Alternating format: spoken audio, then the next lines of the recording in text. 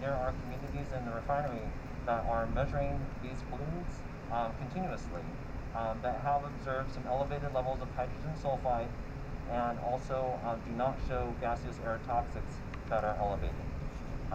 We continue the investigation with our partners, and we will continue to providing air monitoring information and responding to complaints. We are using the complaint information to drive where our air measurements are going. So please, if you do smell the odors, please do call our 24-hour hotline, 1-800-CUT-SMOG. Again, that is 1-800-CUT-SMOG to assist us in providing that support with our fellow agencies. With that, I'll pass it over. Thank you.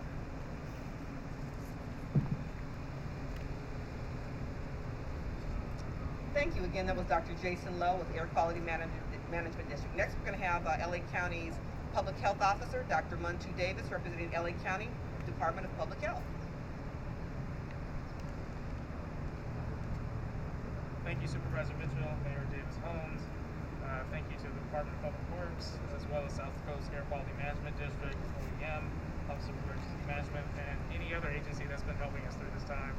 I want to first point out, one, that we understand that this is very uncomfortable for many people. You've heard there have been thousands of complaints of people having symptoms, and it's just inconvenient. What I do want to acknowledge is that based on the levels that we've seen in terms of the elevated levels, it's nothing that has risen to a point that would declare an emergency, but it is a nuisance and must be addressed. And that's what all of our agencies are doing, trying to address the issue at hand, as well as to mitigate the health impacts that we're seeing. But I want to first talk a little bit about hydrogen sulfide and how it can affect residents' health, as well as what people can do to mitigate those symptoms. So first off, hydrogen sulfide is a colorless gas, so it's not something that you're going to see coming, but your nose is the most sensitive thing to detect hydrogen sulfide in the air. Again, it's a foul odor. It's almost like sour egg or bad egg, but it is very strong, and it can be very strong even at very low levels that aren't necessarily detected by the equipment that's being used. However, as we've looked at the levels that we've seen thus far, they can cause the symptoms of nausea, headaches, eye, nose, or throat irritation, but these should be temporary symptoms that should abate once you're out of the area or out of the air. You don't have that smell. And it could be done. It could also be abated just in terms of doing some things in the house, which I'll talk about a little bit later. Now, as mentioned, this could come from multiple sources, and we appreciate Air Quality Management District in terms of what they're doing. They could come from refineries or other places like that. That's not what we're seeing at the moment, and it could also come, as mentioned, from decaying material, which we have noted in terms of the channel that is managed by DPW and that Mr. Petrell talked about. But as we go through this, it is important for people to understand again that these are irritating symptoms that are temporary. It's not at a level that would cause irreversible damage. However, if you are experiencing symptoms that are worrisome or that you feel are life-threatening, do contact a healthcare provider or get immediate medical care. Otherwise, some things you can do at the moment are to close your doors and windows. If you have central air, turn that on. That will help decrease the smell inside the house if that's what you're experiencing.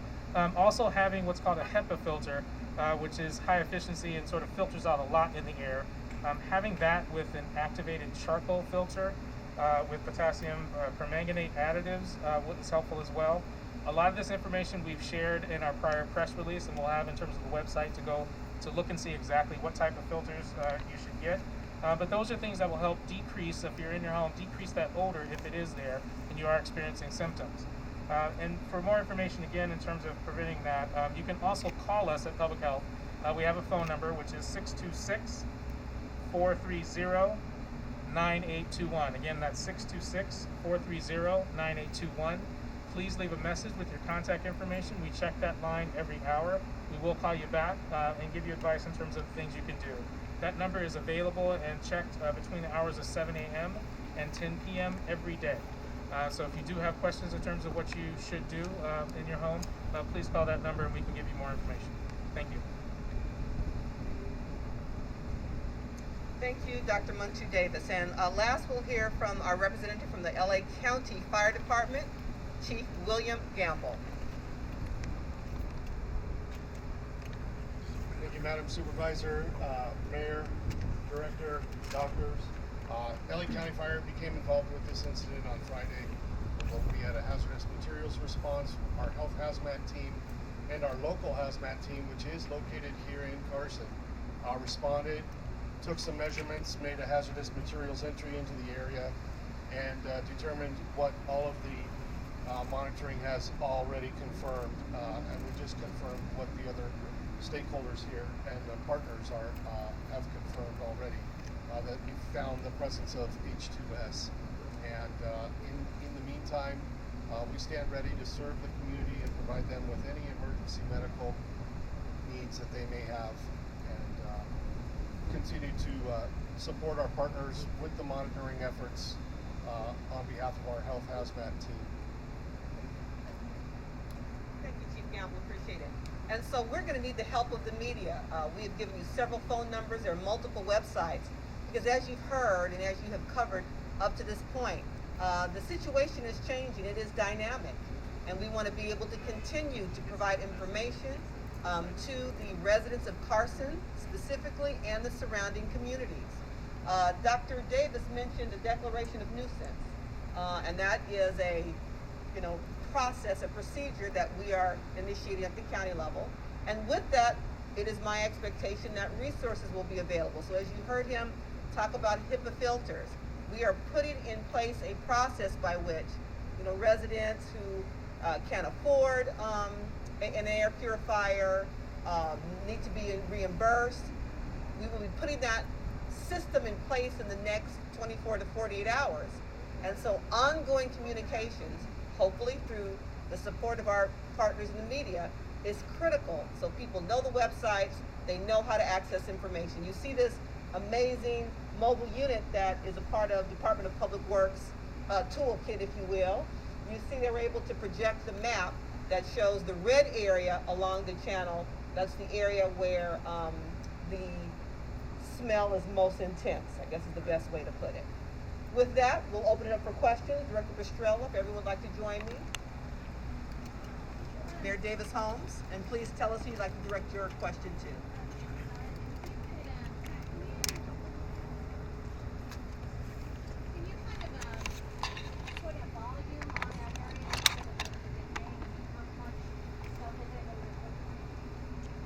Give a volumetric. The channel is some 60 feet wide, 6 feet deep. It was 9 miles we were looking at originally. We've gotten it down to less than a mile length that we're looking at currently, if that gives you some sense of the size of it. The other thing I wanted to mention, Supervisor, we've been working through this. Supervisor said by tomorrow we're going to have some information for you. We're encouraging the citizens of Carson to go to our website and call the number that I gave to first to encourage you that if you feel that you need a HEPA filter face mask like system because you're experiencing the odor, to go ahead and purchase that, and then contact our department for reimbursement if you go and purchase that. And the system for that reimbursement will be in place by tomorrow, but the number is already good. The number I gave to you all earlier in the website,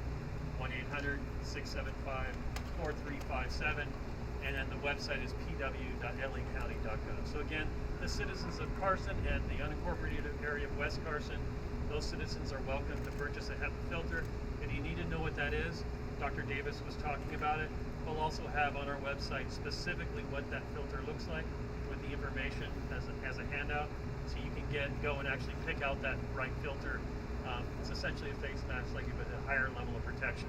So this has been in place, and this is news that just breaking news that we've got that going. And I think Dr. Davis said to me that the list of all of those brands and options will be available both on the county public health website as well as Public Works website. So again, I'm just going to say it again, publicworks.lacounty.gov, 1-800-675-HELP, 1-800-675-HELP, 4357. Any additional questions? Yes. Do you know if the city or county is required to do any kind of maintenance on that channel? Yeah, so as I said earlier, I'm the chief engineer of the flood control district. The district consists of 14 major dams. about 500 miles of open channel. This is one of the channels that the citizens here own, the property owners own. They pay into the flood control tax, and we do routine daily, actually, maintenance of that system. For most of the time, we're preparing it for flood conditions and cleaning it from debris and pollution as well. So we're mandated to do that cleanup, and we're paid to do that by the property owners of LA County. So nobody really noticed that it was, maybe it's not that simple, but maybe nobody noticed that there was a road that was So we don't normally clear this area because it's what we call a soft bottom channel. So we allow the growth to occur, and then what naturally happens with a storm event, it really just blows it out. And so one of the mitigating things is if we had a nice storm right now, we think this might get mitigated because it would just blow it out and the organics would be on their way. But that hasn't happened because due to drought. So this may be a drought. The symptom of the drought is happening. And I'm sorry if you went over this already, but what would be the process to fix it? Okay, so what's happening is I've brought in our own engineers, water quality experts and engineers from the shop, as well as outside engineering firm, actually an outside industry agency called SQUIRP, so the California Water Resource Project. They'll be here tomorrow. What they're going to be doing is drawing up solutions. Some of the typical solutions you might see, one is that flush out, two would be aerating the material or chlorinating it, but it's a very large area, very hard to chlorinate it. So what we're looking to do is knock down the H2, the hydrogen sulfide, by introducing more oxygen into the water. The other thing that may occur here, which I want people to be aware of, we have high hydrogen sulfide. We have an anaerobic digestion going on, which is without oxygen. What happens there is the bugs get kind of toxic when they in the mud, and we do get birds eating those. So one of the conditions that does happen regularly is we see some bird die off during this time of year as well within the system. Very natural occurring situation, but it's becomes very obvious to our residents when it's right there in their backyard happening. So I want to get you ready. I do think that the drought is causing a lot of these issues and the heat that we have right now. But our scientists are going to have better solutions and better answers to what you asked. By tomorrow, we'll be taking a shot at it. Yeah. Any additional questions? Well, as I said at the beginning, it's persistent, so I'm surprised. I've been working at the department for 35 years in this business, and I haven't seen this length of that high level of H2S in the air, and then the distance that it's traveled. So I haven't did the weather patterns. So I can't really predict for you how long it will go, but as long as the material's there and we have the conditions we have right now, no rain, it could continue and it could be intermittent. So as someone said earlier, it may go down, it may come back again. We want to hear from you if you are seeing or smelling, not seeing, smelling anything at all. Please call us and let us know what's happening. As our AQMD partners said, we're using the public to sourcing the public for monitoring, really, the noses. Tell us where you're smelling it so we can do our testing. Have the residents been notified that there has been higher levels of hydrogen sulfide in that area that have gone worldwide? So the testing that we just received yesterday told us that we were at an elevated level that did concern Dr. Davis, and this is why they're giving us a nuisance order to say, it's reached a level that while it may not hurt people's long-term health, there could be immediate symptoms. And as a responsible agency, we're offering and we're making the public aware of it, and we're offering mitigation for the public. I have a question. I'm a council member of the city of Carson. Are you guys going to pay for those masks in advance, or what about the people who don't have the money to pay for masks? What about those who are affected in their housing? Are you guys going to offer hotel vouchers or anything like that? They do offer them in other cities like El Segundo and stuff Right. like that. But particularly this city, we want to know. Yeah, it's a good suggestion that we purchase some number of those ourselves, and we make those available to people who can't afford it. What I was worried about is people getting them as quickly as possible. Writing a government check can be a little difficult. But what we'll do is tomorrow be making a purchase of a certain amount of those, and then as people call us, we may distribute those. So we'll get more information about that. The main thing, if a resident is hurting today and they want to get it today, do not hesitate. Go and get that, and we will make funding available to reimburse those residents. We are absolutely concerned about equity when it comes to response. That is an absolute theme of our Board of Supervisors, Supervisor Mitchell, and so we are seeking to treat and to be as equitable agency as possible, especially in emergency response.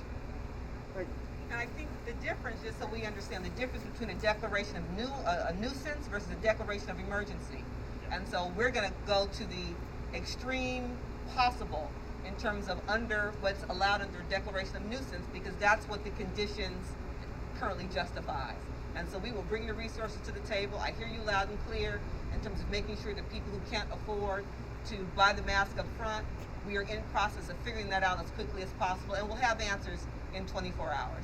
With regard to the housing vouchers, we're not sure if we're there yet because of the nature of the declaration of nuisance. But if that changes, we are on it. The county is on it, and we are partnering. The point of you all being here with the mayor standing with me is to make a very clear public message that the city and county, as well as AQMD, are working collaboratively and are doing all that we can, fire department, all that we can within our jurisdictions to identify the kind of geographic source of the problem, fix it, and to make sure that we are on top of short and long-term health impacts, to give your constituents, our shared constituency, all the information they need to be safe.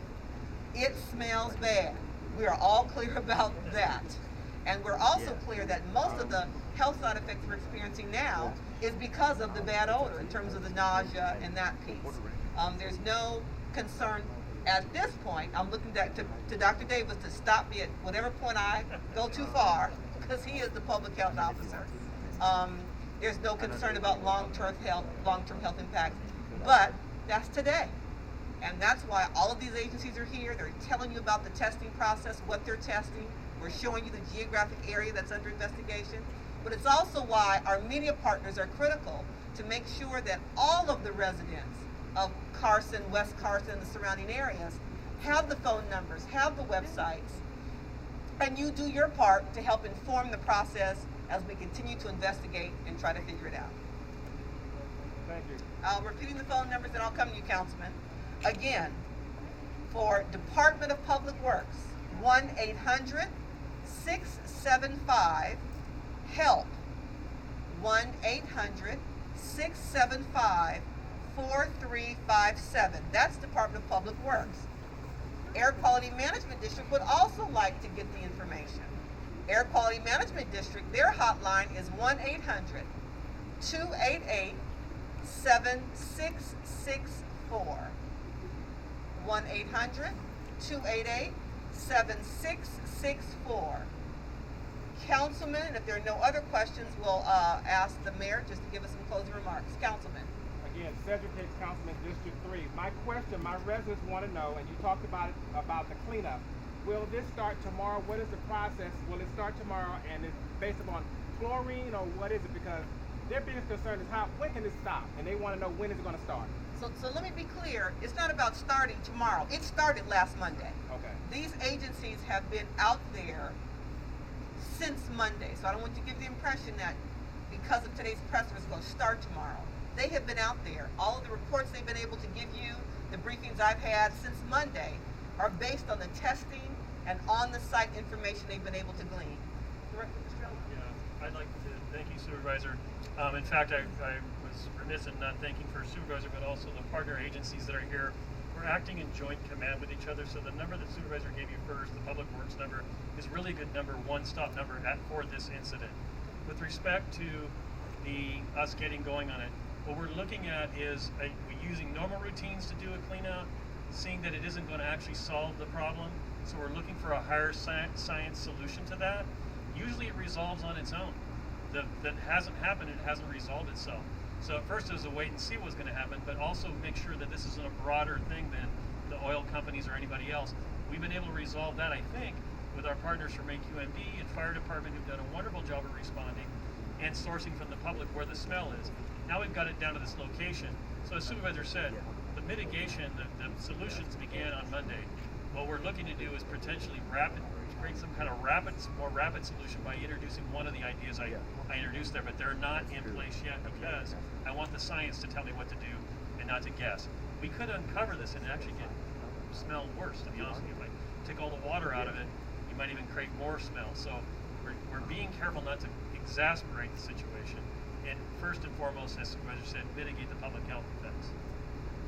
And I just want to reiterate, this isn't an issue of delayed response. It's an issue of trying to figure it out. And the initial process through AQMD and fire was to eliminate all the possibilities. And so that's the work that's been done. And they're clear about the source. Yeah. And because it's something that typically nature handles, now figuring out how we insert ourselves. Well, help nature. Well, help Mother Nature, because Mother Nature, you're failing us right here. So I want to make sure that that's clear. I don't want people to think that the county, any of these agencies, AQMD, have been asleep at the wheel for a week. We have not. It's been the process of elimination. And now we're at a point where we're clear where we are. Wish we could just tell your residents, wake up tomorrow, the smell will be gone. That's not reality. And so that's why we're moving into the public health nuisance to bring forward resources for the filters and those kinds of things. Any other questions? Yes, sir. Since we really don't know the size of it and how big it is right now and all that stuff, is there any images that are available, like infrared, like they did 5 years ago in Porter Ranch? So we can see kind of how it's floating, hanging above the community? We certainly can provide data on the number of calls we got and the location, the mapping that way. And then we have this mapping up on the board right now that shows the current location, the suspect location, if you will, of the source. So this is the suspect location on the wall. But is there any actual images of the gas that we can't see with like infrared, where like it's it's inverted, where you can see like the black smoke? Like in Porter Ranch 5 years ago, they showed an image and you could clearly see, and that's when they really got the ball running for the community. Yeah. What we're using, I think the gentleman from AQMD brought that up, and it was well stated, is we're sourcing from the public so we can map where we are getting it, and it's actually your nose that tells you. Thank goodness it's not an odorless gas. It's actually high odor, which allows us by nose and sniffers, electronic sniffers, to determine where this is highest concentrations. Highest concentrations, if I was to map it, are right at the water level. Once you leave this water level, it dissipates tremendously. In fact, we have numbers that are like tremendously different once you get up on the channel and outside of it. So we know it's high concentration at the water level. This is what's telling us this is where it's emanating. So is there any chance it could be as big as it was in Porter Ranch? Like, because that image was from like a couple miles away, and you could seem possible in the order of magnitudes. No. Yeah. Yeah, because the material creating it does not. The source material is nowhere near the source material for that. Will images be taken so we can see yes or no? Say that again? Will there be images taken that we can see that, just like in Porter Ranch, so we can get an eye? I don't know that we'll map it that way. Step up. Sure, yeah. Because I hear you keep referencing Porter Ranch, and it's not a petroleum, it's not the same kind of chemical. So let's have the Dr. Lowe from AQMD respond. Hi, so I'll address the question with regards to petroleum. So as mentioned, we looked for hydrogen sulfide as well as some other gaseous or toxic pollutants. And amongst those other pollutants that we looked at, we looked specifically for chemicals that would be associated with petroleum products. And when we looked at those compounds, such as benzene, toluene, styrene, we did not see elevated levels through our mobile survey, as well as what we saw through the community and fence line monitoring near the refineries. So this leads to an extra body of evidence indicating that those sources likely are not associated with this event, odor event, and happy to answer any other questions with regards to that. So Porter Ranch, that was not hydrogen sulfide in those pictures? So Porter Ranch was a different, so Porter Ranch was a natural gas well leak. Okay. So that was associated with natural gas. So that is a different type of source with a different type of chemicals that we'd be looking at. Okay. And we were also there doing measurements. Thank you. Appreciate it. Thank you so much. So with that, Madam Mayor, if you'd like to provide some closing remarks. Councilmember, that's right. And we'll close this out. Thank you all for coming. Councilmembers Hicks and Hilton, should you come join me? They said that one right there. What I want to say is the cavalry has arrived. We've been crying since Monday for some help here in the city of Carson. And today I want to thank our supervisors for bringing the cavalry to Carson, because the city of Carson is affected by this. Its residents is affected. And tomorrow we're having a special meeting just to discuss and declare this odor in Carson a nuisance to our residents. So I want to thank all the key agencies for coming out tonight, and especially our supervisor, because I was on the phone with her at 6:30 this morning, and to say to the city of Carson and all of its residents, we, your colleagues, your elected officials on the city council, we smell and live in the same environment with this bad odor that you do. So we are doing something, even though you did not hear from us as quickly as you thought we were getting out our information. But to you, I want to say the cavalry has arrived, and we will be doing something. My hope is that we have a plan of action, how we're going to remediate the problem. We've given out a lot of information today, and I know there'll be some information with a solution coming sometime this week. And I encourage you to call that number if you need air filters or whatever your needs may be. We're going to be looking at housing some of the residents that cannot stay in their home, because when one resident cannot sleep in his or her home, that's a problem for the entire city. So thank you, Supervisor. Thank you very much, gentlemen. Appreciate that, Mayor, for joining us today. Again, from my perspective, I appreciate it. It looks like the cavalry just arrived. The cavalry's been here. Today was our opportunity to come forward, engage with our media partners, to ask for your help in sharing up-to-date, current, accurate information from all of the county and state agencies that are responsible. And so please know that we will continue to provide updates as quickly as possible. In the meantime, we ask that you help us share the phone numbers and the websites as the city will. We will continue to update those with regard to information around the issuance of the Declaration of Public Nuisance and the resources from the county, at least that will follow. Thank you very much for coming. We appreciate it. One more question, just kidding. Can we ask a couple questions? Sure. After months and months and months, here's one of them. Nothing is live, so at any point you say something, you don't. Not even now. City of Carson did not even advertise that this press conference was going on. And every single impacted entity, AQMD, county, city, every single acronym out there was having a press conference right here in the city. Our residents have been suffering for this whole past week. I've got a bloody headache from having to deal with this. And the city has been lackluster and non-responsive to the city. There has been a total disconnect on what the issue is, what was the cause of it. First, it was a leak. We didn't know if it was a leak. It was a dump. It was algae. It was going back and forth. There was no concerted joint effort, task force between all the different public entities. Me, as a resident, I am appalled by that, because it is our public officials' responsibility to look out for this community. How on earth am I supposed to have any faith in their abilities if they can't even take care of this? They can't even get on the same page to make sure to know what the hell is the cause of this problem. And while everybody's farting around, all of us are sitting here suffering. You guys have gotten this smell. We've been dealing with nausea, headaches, all different ailments. Thank God I'm just only dealing with bad migraines. But those are far worse. And now they're going to tell the residents to go out and purchase it and reimburse. What is this, the Hunger Games? We're all going out there trying to get these filters? What the city should be utilizing, and the county, is coordinating. If the county can't outright do a mass purchase, the city should take lead and do a mass purchase, get reimbursed from the county, set up a distribution to all the residents, have them sit there and apply online, set up a portal. This is why we have website staff, to create these portals and go ahead and get this going. And now I just heard that they're going to have a community meeting tomorrow, but it's all going to be on Zoom. The city is purposely doing that to avoid facing the residents. Sick and tired of them hiding after Zoom. They do not allow the residents to speak up during the council meeting. It is, you have to send it in writing. They do not allow you to speak. They have the staff person read the comments. So guess what? The staff person reads slow. So if you have a comment that is going to take longer for them 3 minutes, they cut you off. If they're tired of hearing it, they cut them off. They don't even read the comments. Every single facet, the way the city is handling this, it's maddening. Thank God it was just this. Can you imagine if we had something citywide? Good Lord, I wouldn't trust them with my own family. And neither should any of the residents who are listening. To me, your anger speaks volumes about how bad it is. It's really that bad. Yes, it's that bad. Thank God there's a breeze. Honestly, I'm so happy there was a breeze. On Friday, I spent a few hours outside of the city, volunteering in next city over in Wilmington. That's when I realized I didn't have a headache. So that's why I posted online.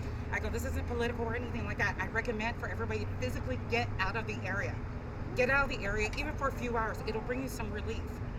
I said, we are getting such mixed messages, and you guys can go verify that. Go online and check. Go see all the different reports between Twitter, Facebook, Instagram. No one's got their stuff together. And how are we as residents supposed to deal with this? And they need to work out this whole purchasing thing. It is not right. None of these residents should even pay a bloody cent. I don't care if it's going to be reimbursed. How do we know that the filters that we're going to go purchase is appropriate for what the needs are? How do we know that the people actually have the ability to financially pay for it? And also, too, there's only so many filters out there. What if individuals don't have the means of transportation to get out and go get them? No, because I would have loved to have heard the press conference if the actual city had advertised it. It was not advertised. Thank God one of our council members, Jawan Hilton, went live on his personal Facebook page, and that was getting shared. That's how we as residents knew. That's why I hurried up and got in my car and got over here, because I wanted to hurry up and meet our officials from the other different acronyms, because we're not getting a clear picture as residents. And I'm bloody pissed off. And that's why I drove over here to try to connect with these people, because we're getting the runaround. We're getting the runaround, and we're not getting any solid help. They said today that they have no solution yet. They need to still figure it out because they don't know how much longer it's going to go on. I am so happy to hear that our government's monies are being used so efficiently. That they still, after all this time, and they have no recommendation. Why have they evacuated the residents in the immediate impact areas? At least I have a half mile or so buffer between the channel. But these residents are literally a bump to the channel, and they haven't done anything to evacuate them. There are people, if you go online and read, are having like burning eyes and having all these different problems. That's why I put things in hindsight that thank God I just had really bad headaches. I would take really bad headaches over bloody nose and eye irritations and, breaking out. I will take a headache over that. But they're doing nothing. They're doing nothing to evacuate them. Why haven't they immediately contacted and made arrangements with the county officials for housing or getting those vouchers? That should have been happening on day one. So when they say this hasn't risen to the level of emergency, so they make a nuisance declaration instead of an emergency declaration, I don't buy it. I don't buy it. When did they start testing it, and at what intervals were they testing it?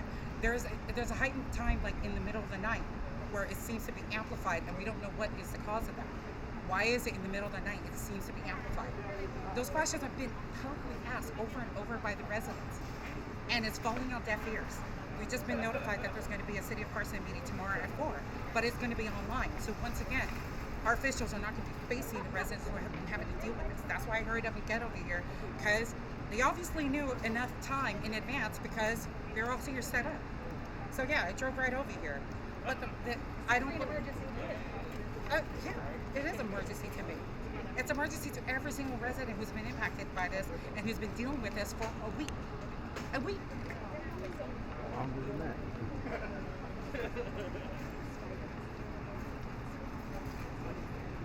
Just put it this way. I was so nauseous when I was driving, I almost threw up and pulled over. I was driving on the freeway, and I forgot why I wasn't going to take a certain exit, and I thought, I'm going to take off CARSON because it's closer. And then the second I passed from Wilmington exit 405 northbound, going to CARSON, and then the smell hit me, and I go, crap, now I remember why I try to avoid certain parts, because it's stronger. That whole part of the 405 freeway has residential blocks over there. Those areas, these homes all right here, should have been evacuated. The areas right there off the channel on 213th and Chico should have been evacuated.